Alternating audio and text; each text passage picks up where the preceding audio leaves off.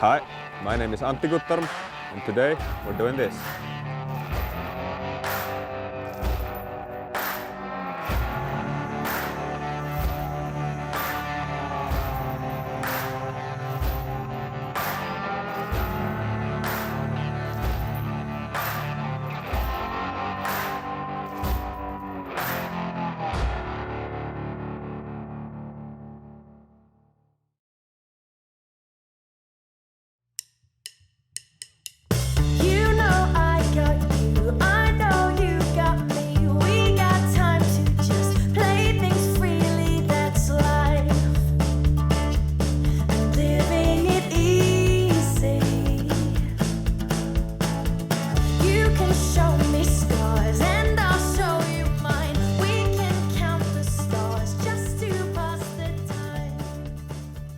Here we are in the beginning of August, back in Laxelva.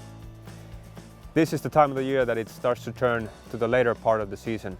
So we might see some colored fish already, but definitely there's still some fresh fish coming in. This is the time of the year where you might need some different approach than the traditional swing technique. You might need some dry fly fishing, stripping the flies and hitch flies. So that's why I'm using these two rods, a single-handed rod and a switch rod, and I'm going to be explaining why I use them and where I use them.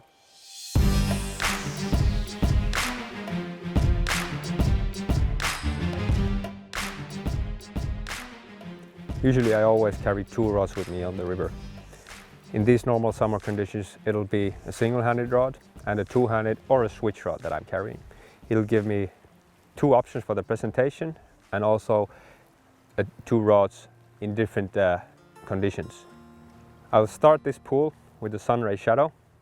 This pool has a quite slow current, so I'll have to strip in the fly where I'm fishing it. And in these situations I really prefer a single-handed rod. In this pool I also have a really good place for casting because I don't have any trees or anything behind me, so I can do an overhead cast and I don't need to be worrying about that. So this time it's the single-handed rod. So like I said, in this pool I have a lot of room for the back cast. It's really easy to cast a long cast with the single-handed rod, angle it 90 degrees across the current and strip it across. Of course I could use spey casting with a single-handed rod as well. All the same cast that I use with a two-handed rod or a switch rod, I can use it with this. And I do when I don't have any back cast room, but it's just much more work with the single-handed rod. So if I ran out of room, I pick up the switch or the two-handed rod.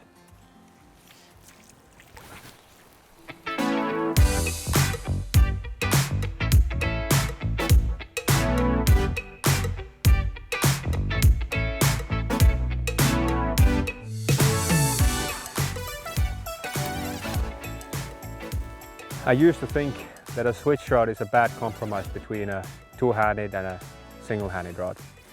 Kind of, in my opinion, gave the bad of both worlds. Now I totally disagree. I actually think it gives you the good of both worlds. It's a great compromise. So what is a switch rod? It's basically a rod between a two-handed and a single-handed rod. You should be able to cast this rod both single hand and two hands. But I have to say, for myself, it's actually more of a small two-handed rod, like I said. So when I'm casting it, it's a two-handed rod. In these tight places where I have the bush right behind me, it's much easier to cast this than a normal single-handed rod. Just pick it up, make a spey cast. Really easy to get it out. And now, when I'm fishing it, it's almost as light as a single-handed rod. This is 11.5 feet 7 weight. It could be also 11 feet or even under. And those are almost as light as a single-handed rod. So if I'm stripping the fly or fishing kind of actively for salmon or sea trout, I think this is a really good option compared to a bigger two-handed rod, just much more agile.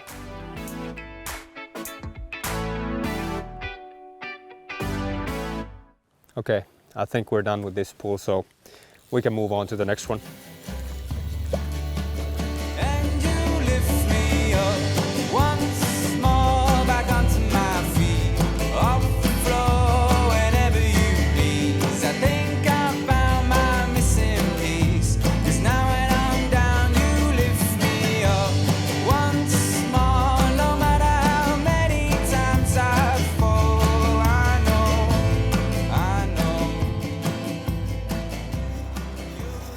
Good head shakes.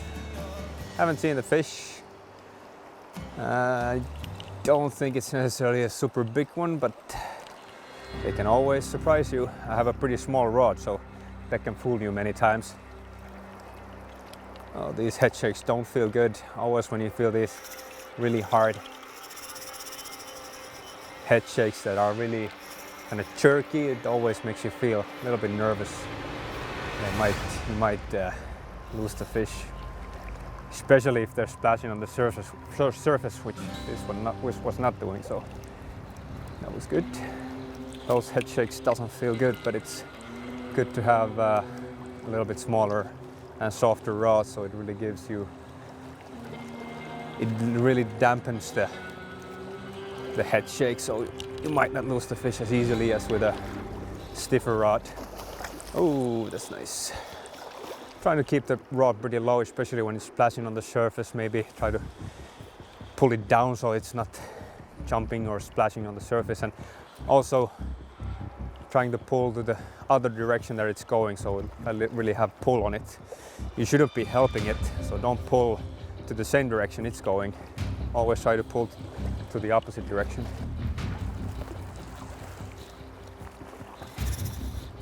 Yeah, feels good. Go, go, go.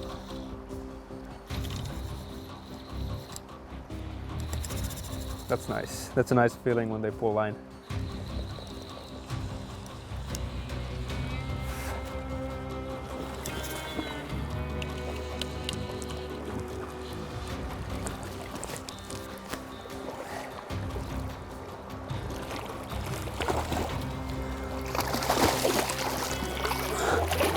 Not yet.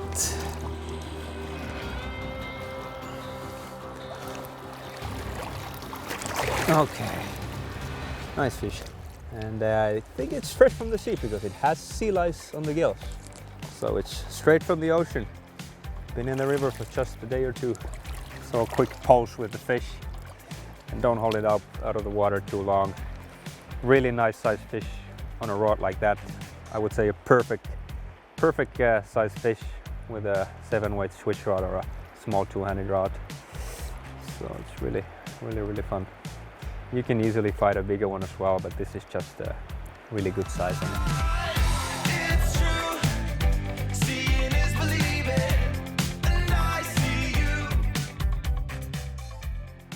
Catch it and sink 3 setup seemed to work. Wasn't fishing any super deep, just enough to maybe give a little bit an anchor or slow down the swing with the sink tip, and took it on the swing. Felt really good, and yeah, life couldn't be better. I carry a lot of flies with me always. You could easily say that too many. I could do this fishing, especially this time of the year, with only a few patterns. Here's some of my favorite patterns. I always start fishing a pool from the top to bottom. So usually I start off with these dry techniques if it's good conditions, not raining or anything. So I'll start with a dry fly or a hitch, and then I move on to some smaller flies. I could also start off with a sunray. Maybe it wakes up the fish, and then I might get it to take on a smaller fly afterwards. The first option as a dry fly, as for many salmon fishermen, is the bomber. A really good option. Have it in a couple of different sizes, maybe a size 4 and a size 8 at least. I have more, but those are the most popular, probably, at least the ones that I catch most fish. So as a hitch fly,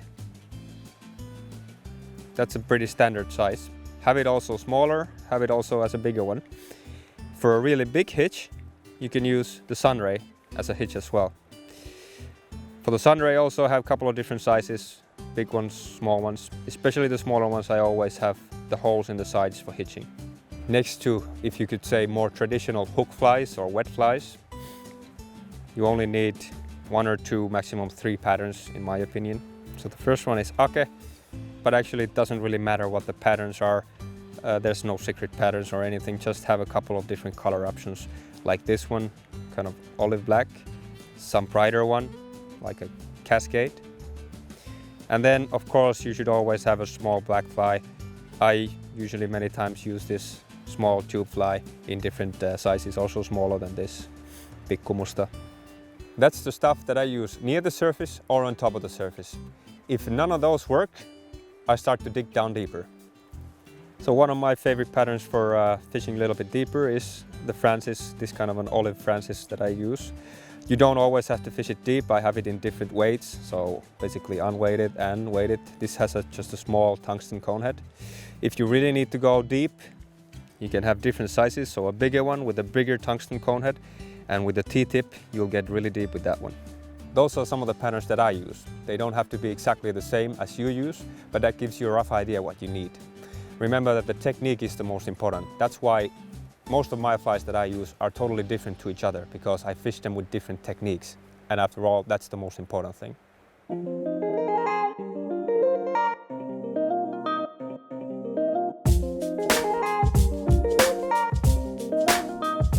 I think it's a grills. Head shake feels like a grills. Let's see, haven't seen it yet. Took my cascade. Oh, let's see.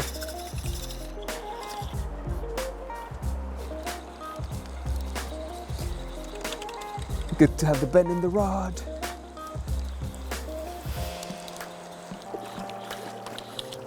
So let's see if this one has sea lice as well, because that'll be a very good sign for us.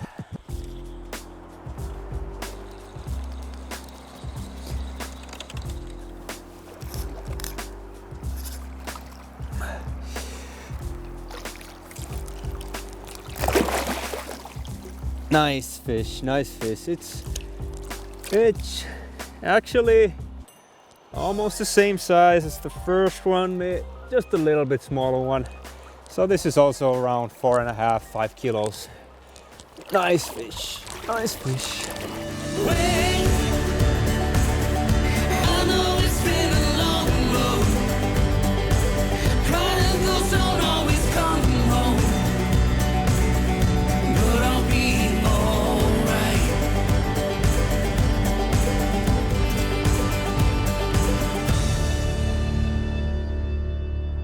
Another great day on the water. 2 fish in a row, 5-minute span. That can happen in salmon fishing when there's a fish coming up, and can be a big school. No sea lice on this one, but it's not long when they came off from this in the river, so almost the same size as the first one, so probably from the same school. And it'll swim back now.